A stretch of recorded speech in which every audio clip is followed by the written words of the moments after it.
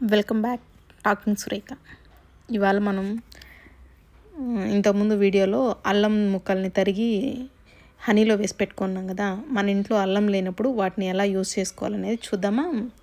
ఈరోజు నేను చికెన్ చేయబోతున్నానండి. దాంట్లో మనం అల్లం ఏంటంటే హనీలో నానబెట్టుకున్న అల్లాన్ని తీసుకొని ఎర్రగడ్డలతో వేసుకున్నానండి. ఈ పేస్ట్ని మనం ఉప్పు పసుపు వేసుకొని ఉడకబెట్టుకున్న చికెన్లో మిక్స్ చేస్తాను చూడండి. వేసేసి బాగా కలిపేయాలి. తర్వాత టమాటా ముక్కల్ని కూడా మిక్సీ పట్టేసుకొని మనం దీంట్లో వేసేసుకుంటే సూప్ బాగా చిక్కగా వస్తుందండి. మనం మామూలుగా కర్రీలో ముక్కలు చేసి వేసుకుంటే మనకి సూప్ తక్కువ వస్తుంది.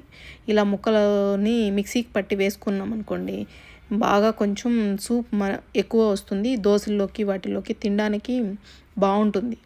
కర్రీలోకైనా కూడా కొంచెం చిక్కగా అయ్యేదాకా ఉంచేసుకొని దించుకున్నా బాగుంటుంది. మనకి దోశలోకి ఎక్కువ సూప్ కావాలి కదండి, అందుకోసం అని చెప్పి ఇలా మిక్సీకి పట్టి వేసేసుకుంటాను. నేను స్టార్టింగ్లో ఆయిల్ వేయనండి. చికెన్ కడిగేసి ఉప్పు పసుపు వేసేసి ఉడకనిస్తాను. ఉడికిన తర్వాత ఆనియన్స్, టమాటాలు, అల్లం మొత్తం మిక్సీకి పట్టి వేస్తాను. అది మొత్తం ఉడికిన తర్వాత ఆయిల్ వేస్తాను.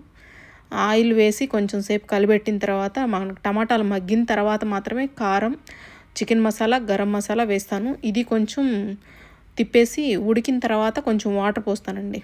అంటే మనకి సూప్కి ఎంత వాటర్ కావాలో అంత వాటర్ పెట్టుకొని హై ఫ్లేమ్లో పెట్టుకొని కాసేపు మూత పెట్టుకొని ఉంచేస్తాను. దించేటప్పుడు ఏంటంటే కొంచెం మనం బాగా కలిపేసుకొని మనం మీగడ అంటే మీకు పెరుగు మీద తీస్తాం కదా పైనే మీగడ, ఆ మీగడ వేసుకుంటే చాలా బాగుంటుందండి. మా పిల్లలు బాగా లైక్ చేస్తారు. అంటే ఆ స్మెల్ వాళ్ళకి నచ్చుతుందో ఏమో తెలియదు కానీ ఆ మీగడ వేయడం వల్ల టేస్ట్ బాగుంటుంది మమ్మీ అంటారు. అందువల్ల నేను ఇంట్లో మీగడ పెరుగును మాత్రమే చికెన్లో వేస్తాను.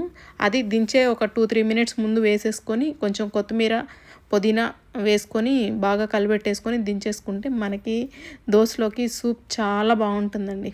చికెన్లోకైనా కానీ ఎక్కువ వాటర్ ఉండకూడదు, కొంచెం చిక్కగా ఉండేటట్టు ఉంచుకొని దించేసుకోవచ్చు. ఇది మా ఇంట్లో వచ్చిన పుదీనా అండి. చూసారా, చికెన్ కర్రీ విత్ దోశ ఎలా ఉందండి? చూస్తుంటేనే తినేయాలనిపిస్తుంది కదా. ఇంకేంటి ఆలస్యం, తినేసి టేస్ట్ చూసి చెప్పేద్దామా. చూడండి, లెగ్ పీస్ చూడండి ఎంత ఉందో. ఇంత చిన్న లెగ్ పీసుల్ని మనకి దొరకవు కదా. సరే, దొరికింది కాబట్టి తినేసి ఎంజాయ్ చేద్దాం.